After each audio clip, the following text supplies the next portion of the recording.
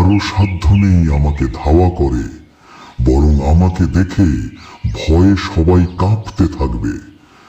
কিন্তু কখনো যদি সাধু বাবা আমাকে আবার ইঁদুর বানিয়ে দেয়, তখন কি হবে?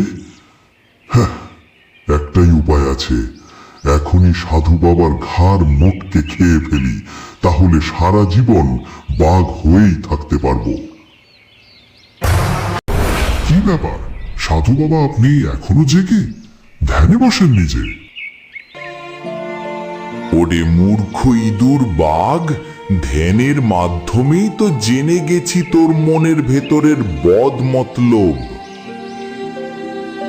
সব যখন জেনেই গেছেন, তাহলে তো আর দেরি করা ঠিক হবে না। ওরে অকৃতজ্ঞ ইঁদুর, আমি তোকে বাঘ বানিয়েছি আর এখন আমাকেই খেতে চাস? ছু ইঁদুর! এই কি করলেন সাধু বাবা? আমাকে আবার ইঁদুর বানিয়ে দিলেন।